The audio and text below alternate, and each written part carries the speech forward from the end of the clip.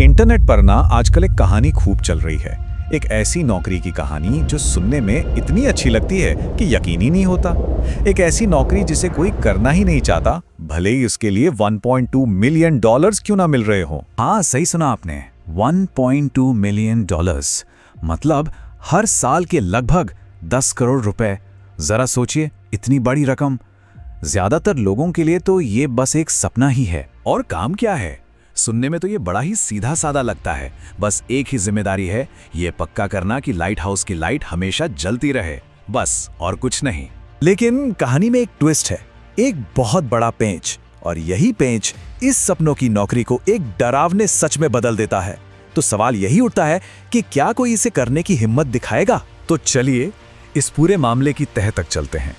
देखते हैं कि ये जो लार्जमेंट लाइट हाउस की नौकरी है, इसमें ऐसा क्या खास है जो इसे इतना आकर्षक बनाता है, और वो कौन सी डरावनी हकीकत है जो इसके पीछे छिपी है। तो देखिए, एक तरफ तो फायदे ही फायदे हैं। कोई बॉस नहीं, सिर पर कोई नहीं बैठा, सामने समंदर के दिलकश नज़ारे और पूरी तरह से अकेलापन। मतलब जब मन करे सो जाओ। लेकिन सिक्के का दूसरा पहलू भी है, और वो काफी डरावना है। भयानक अकेलापन, किसी इंसान से कोई लेना देना नहीं, जानलेवा समुद्री तूफान और हर पल मौत का साया। और ये जो तस्वीर है ना, ये उस खतरे की एक छोटी सी झलक भर है। एक जगह लिखा है कि लाइट हाउस का कीपर तूफान के कहर के बीचों बीच फंसा होता है, और अगर लहरें लाइट हाउस के ऊपर से गुजर जाएं तो उसकी जान भी जा सकती है। इस नौकरी को ठीक से समझने के लिए ना हमें थोड़ा इतिहास में झांकना पड़ेगा। तो चलिए जरा समय में पीछे चलते हैं और ये पता लगाते हैं कि आखिर ये लाइट हाउस बनाए ही क्यों गए थे, इनकी इतनी जरूरत क्यों थी। देखिए, बहुत पुराने जमाने में जब नाविक समंदर में निकलते थे तो उनके पास रास्ता देखने के लिए बस सूरज और तारे ही होते थे, और कई बार वो छिपी हुई चट्टानों या तूफानों की वजह से रास्ता भटक जाते थे। फिर 280 ईसा पूर्व के आसपास एक बहुत बड़ी चीज हुई, अलेक्जेंड्रिया का फारोज बनाया गया। ये एक गाइड की तरह था।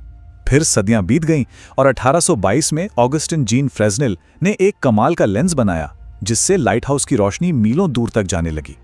और फिर 20वीं सदी आते आते सब कुछ ऑटोमेटिक होने लगा और इंसानों की जरूरत कम होती चली गई। हाँ, तो ये फ्रेस्नेल लेंस, ये चीज वाकई में एक गेम चेंजर थी।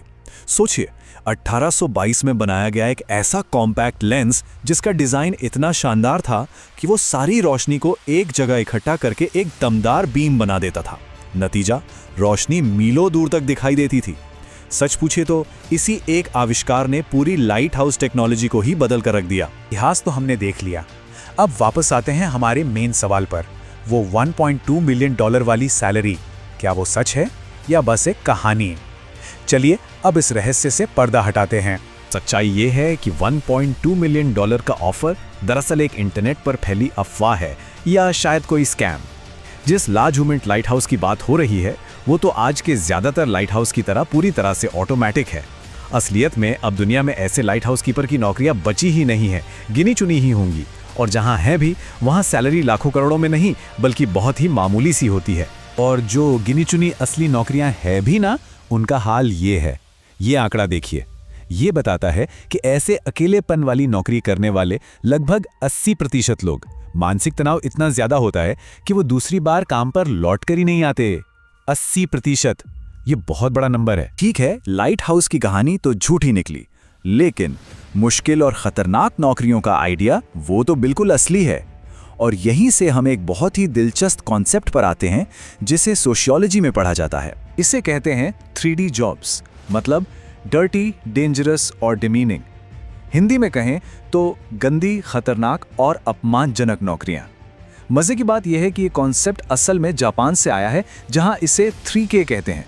कितानाई यानी डर्टी, किकेन यानी डेंजरस, और कित्सुई यानी डिमांडिंग, मतलब ऐसे काम जिनकी वर्किंग कंडीशन अच्छी नहीं होती। अगर असल दुनिया में इसकी मिसालें देखें तो जैसे ऑयल रिग पर काम करने वाले ड्रिलर्स, जो समंदर के बीचों बीच खतरनाक हालातों में लंबे लंबे घंटे काम करते हैं, या फिर सीवेज प्लांट में काम करने वाले लोग, जहां का माहौल ही काफी गंदा और खराब होता है। कोयले की खदानों में काम करने वाले मजदूर, जिन्हें सेहत के खतरे भी होते हैं और बंद जगह का डर भी। और हाँ, केकड़े पकड़ने वाले मछुआरे, जो भयानक मौसम से जूझते हुए बहुत मेहनत का काम करते हैं। ये जो अनचाहे काम का आइडिया है ना, ये हमें आज के एक बहुत बड़े इकोनॉमिक डिबेट, एक बड़ी बहस की तरफ ले जाता है। अक्सर सुनने को मिलता है, लोग शिकायत करते हैं कि आजकल कोई काम ही नहीं करना चाहता, काम करने वालों की कमी है। पर पता है, ये शिकायत कोई नई नहीं है। जरा 1894 का ये रिकॉर्ड देखिए। इसमें लिखा है, ऐसा लगता है कि इस मुश्किल दौर में कोई काम ही नहीं करना चाहता। मतलब 100 साल से भी पहले यही बात कही जा रही थी। तो यहाँ पर ना इस कमी को देखने के दो अलग अलग नजरिए हैं। एक नजरिया कहता है कि लेबर शॉर्टेज है, यानी काम करने वालों की ही कमी है, कंपनियां परेशान हैं क्योंकि उन्हें लोग नहीं मिल रहे। वहीं दूसरा नजरिया कहता है कि ये लेबर शॉर्टेज नहीं बल्कि वेज शॉर्टेज है। मतलब काम करने वालों की कमी नहीं है, कमी है ऐसे लोगों की जो इतने कम पैसे में इतना मुश्किल काम करने को तैयार हों। और इस दूसरे नजरिए को बल देने वाली एक बहुत ही दिलचस्प कहानी है। एक सीईओ ने अपनी कंपनी की मिनिमम सैलरी बढ़ाकर $70,000 कर दी और नतीजा, अब उनके पास हर एक वैकेंसी के लिए 300 से ज्यादा एप्लीकेशंस आती हैं। ये किस्सा कहीं ना कहीं ये दिखाता है कि शायद बात काम की नहीं, पैसे की है। तो ये सारी बातें हमें एक आखिरी और बहुत जरूरी सवाल पर लाकर खड़ा कर देती हैं।